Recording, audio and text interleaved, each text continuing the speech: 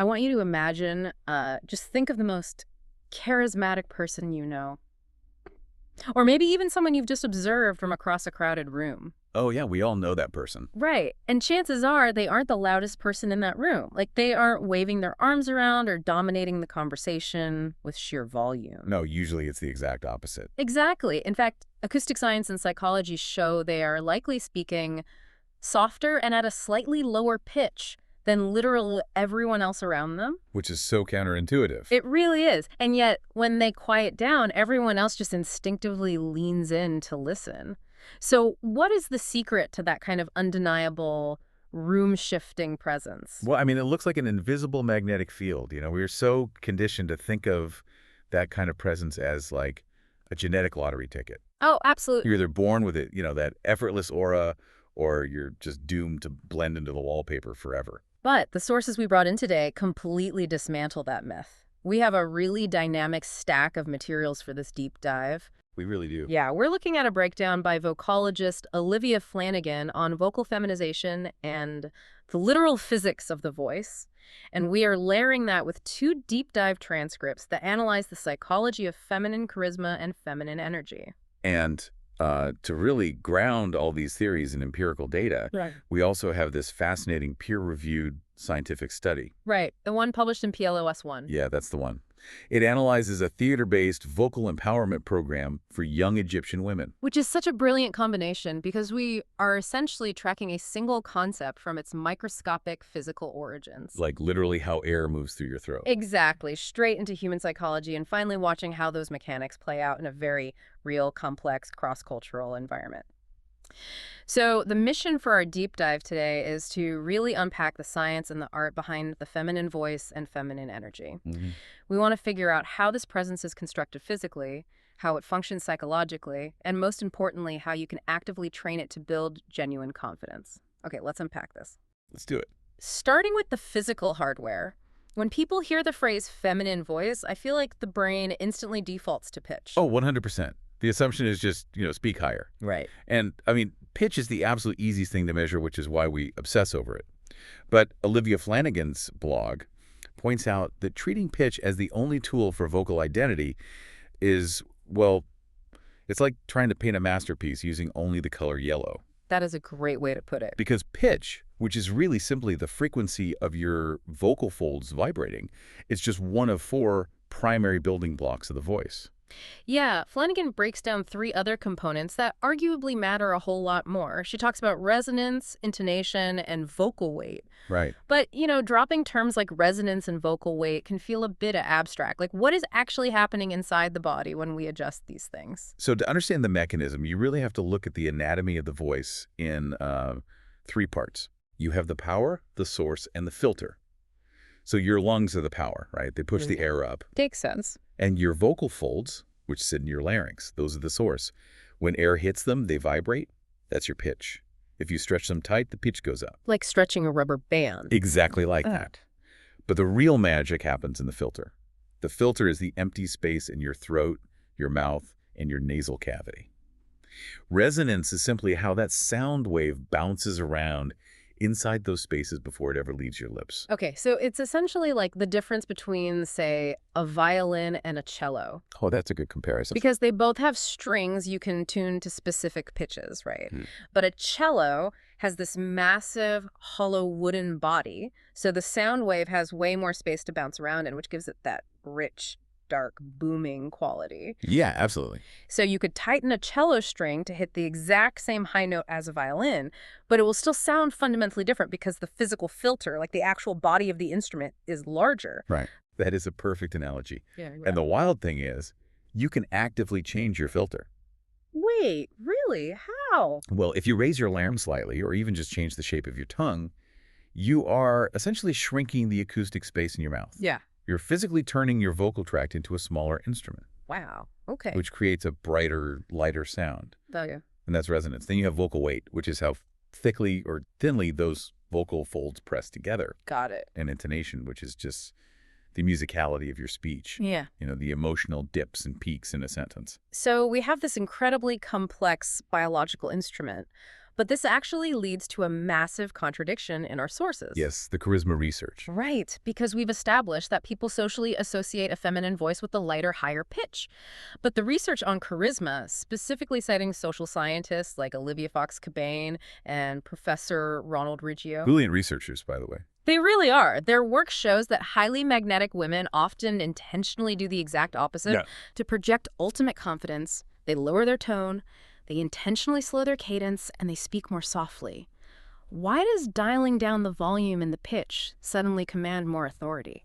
It all comes down to evolutionary biology and nervous system regulation. How so? Think about what happens to a human body when it's in distress or feeling submissive. The sympathetic nervous system kicks in, right? Breathing gets shallow and really fast. Because you're panicking. Exactly. And because the breath is frantic, the vocal folds tighten up and the voice shoots up in pitch and pace. It signals panic.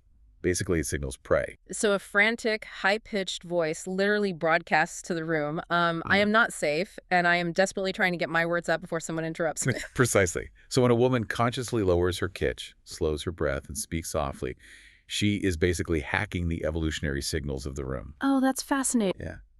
A slow, grounded voice signals a regulated nervous system.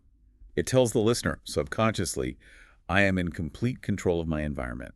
I own the time and the space, and I am not threatened by anything in this room. But what's incredible is that you can't just memorize these mechanics in a vacuum. Like Flanagan emphasizes that if you just sit in your bedroom reading the same monologue over and over, trying to perfect your resonance and pitch. You're just going to sound like a robot. Exactly. You have to actually take the instrument out into the real world. She suggests going to like a trivia night or having a coffee date. Because you need the unpredictability of human interaction to make the physical technique feel authentic. Right. And what's fascinating here is that finding your voice is never just a technical exercise. Yeah. It is deeply psychological. Yeah, that internal state. You can master the physical mechanics, the breath, the resonance, the pitch.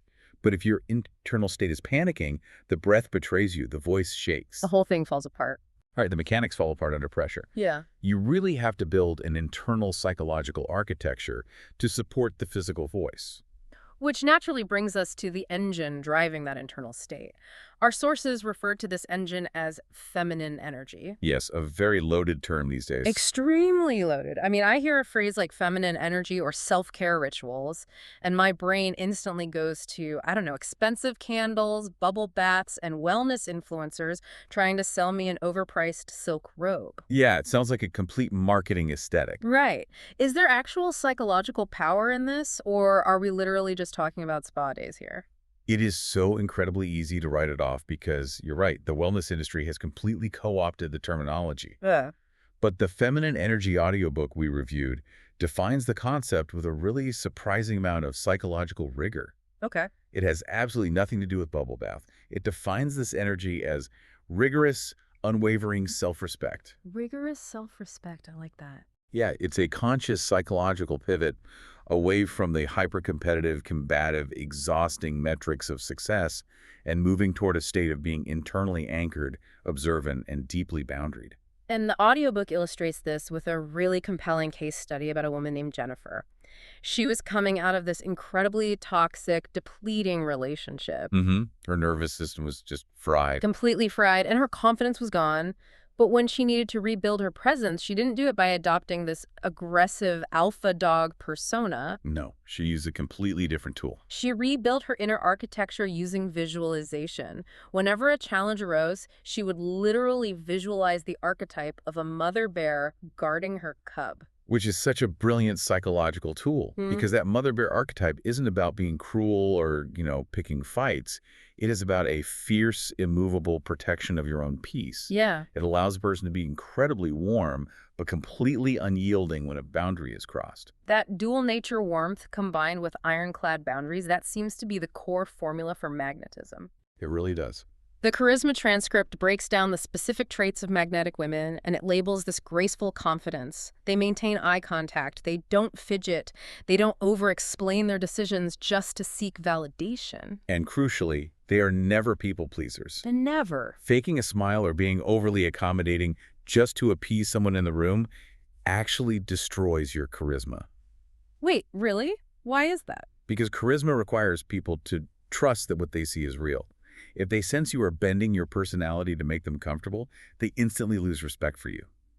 True magnetism requires self-respect, and self-respect is entirely dependent on having boundaries. And the sources back this up by looking at historical icons. Think of Cleopatra, Coco Chanel, Frida Kahlo, Meryl Streep. We retroactively label them as gorgeous, flawless icons. But in their actual historical eras, they completely defied the conventional beauty standards of their time. Oh, entirely. Like Cleopatra wasn't known for her physical beauty. Historians note it was her intellect, a command of multiple languages, and her captivating vocal presence that completely mesmerized people. And Frida Kahlo intentionally emphasized her unibrow and wore traditional Tijuana dresses that completely broke the European fashion norms of the day. Right. And we connect this to the bigger picture. You see that their magnetism didn't come from conforming to some external standard, right? Yeah. It came from an unapologetic self-authorship. And this kind of circles back to those rituals you mentioned earlier, the candles, the perfume. Right, the spa day stuff. Exactly. When you view them through the lens of psychology, lighting a candle at your desk or wearing a fragrance you love, they aren't frivolous luxuries. Yeah. They are physical micro-anchors. Micro-anchors. Yeah, they are daily sensory reminders to yourself that you are worthy of care and intentionality. You are basically building a reservoir of self-worth through tiny, repeated physical actions. So you are literally conditioning your own nervous system to feel valuable, which eventually projects outward through, a relaxed shoulder, an open posture, and a steady voice. Okay, so we've talked about the physics of the throat and the psychology of self-respect, but theories and historical anecdotes only take us so far. Here's where it gets really interesting. Oh, I know where you're going with it. Yes. Our final source takes these concepts of vocal power and psychological boundaries and puts them through an incredibly rigorous cultural reality test. The PLOS-1 study. This is honestly one of the most compelling pieces of empirical research on vocal empowerment out there right now. It's amazing. The researchers wanted to see if they could systematically teach these tools, so they took 55 bilingual Egyptian girls and enrolled them in a 12-day applied theater vocal empowerment program, which they call the SPEAK curriculum. But I mean, how exactly do you measure empowerment in a 12-day theater camp? Well, to understand the genius of this study, you have to look at who the participants were. They didn't just pick 55 identical students from the same neighborhood. They split the study between two completely different geographic and socioeconomic groups in Egypt. Okay, so the first group was in Alexandria, which is a massive cosmopolitan coastal city right on the Mediterranean. It's a major economic hub. Right? The girls in this cohort attended private or international schools. They came from a higher socioeconomic status, and during the program, they actively preferred speaking English over their native Arabic. And then contrast that with the second group, which was in Aswan. Aswan is in rural Upper Egypt down in the south. A totally different vibe. Completely different. These girls attended local public schools. They had significantly less exposure to international media or Western tourists, and they strongly preferred speaking their native Arabic. So you have these two starkly different cohorts put through the exact same 12-day curriculum. Yep, identical training. The program taught them the physical mechanics of the voice, literally teaching them how the lungs, vocal folds, and vocal tract act as the power, source, and filter. Just like we talked about. Right. And they wrote original affirmation songs to practice emotional intonation, and then they had to actually take their voices out into the wild. Which is the terrifying part. Oh, for sure. All right. In Aswan, they went out to the local botanical gardens to practice projecting their voices. In Alexandria, they used a sprawling university courtyard. They basically had to take up physical and acoustic space in public. And the researchers meticulously recorded their voices and their linguistic patterns before and after the 12 days. The data they got back was phenomenal because the outcomes were entirely different between the two cities. Tell us about the Alexandria group first. So in the Alexandria group, the urban, wealthier, English-preferring cohort, the empowerment manifested linguistically. The researchers saw massive improvement in their syntactic complexity. Meaning what, exactly? Meaning they were speaking in much longer sentences and using a far greater diversity of vocabulary in English.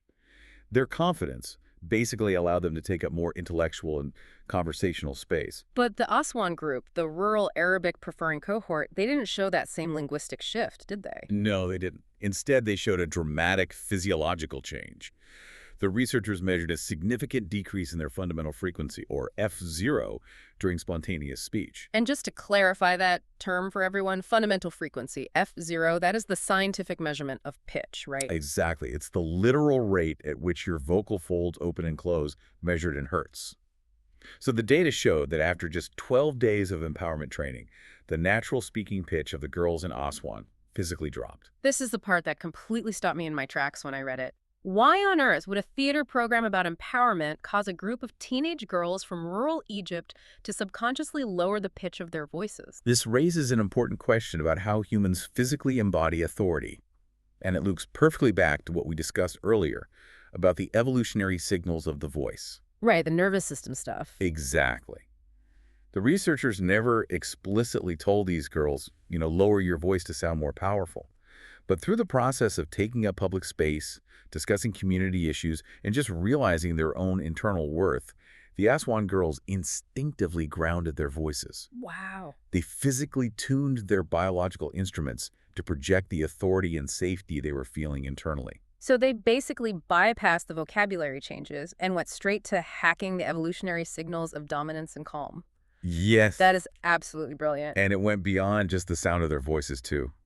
The Aswan group built an incredibly tight-knit collective community. They started a WhatsApp group with the researchers to stay in touch, and they actively arranged local meetups long after the program officially ended. That's so great. Yeah, their empowerment was highly communal. Whereas the Alexandria group, the urban cohort, approached empowerment through a much more individualistic lens. They improved their personal linguistic skills, but they didn't demonstrate that same desire to maintain a collective group identity afterward. Which is really the ultimate takeaway of the study. Yeah. Both groups walked away objectively more confident and vocally empowered. The self-reported surveys confirmed that across the board. But they expressed that empowerment in entirely different ways based on their specific cultural context. It proves that there is no single monolithic empowered feminine voice. Exactly. You do not have to sound like a Western CEO to be powerful. Empowerment adapts to the environment, the socioeconomic reality, and the deep-seated values of the speaker. I really want to take all of this and look directly at you, the listener, for a moment, because you might be wondering, why does any of this matter to your Tuesday morning? Yeah, how do you actually use this? Right. Because whether you are about to lead a contentious boardroom meeting, or you're prepping for a stressful salary negotiation, or honestly just trying to feel more present and respected in your own home, your voice and your energy are tangible, mechanical tools.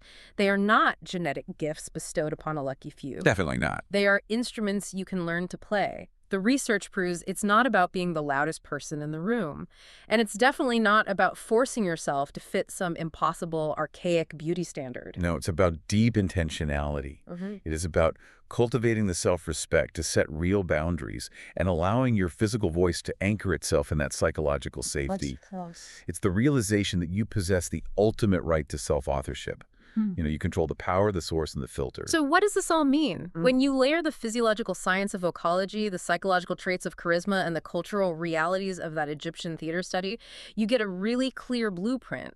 True magnetism requires three things. First, the technical mastery of your physical vocal instrument. Second, a fiercely protected internal architecture of self-respect. And third, an acute awareness of the cultural space you are operating in.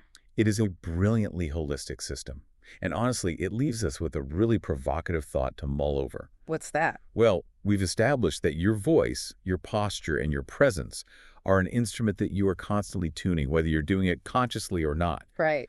So, what is the song? Your physical tension, your pitch, and your daily rituals are singing to the world right now without you even saying a single word. Wow. Tomorrow, when you walk into a crowded room, what does your silence sound like? We'll leave you to think about that. Thanks for joining us on this deep dive.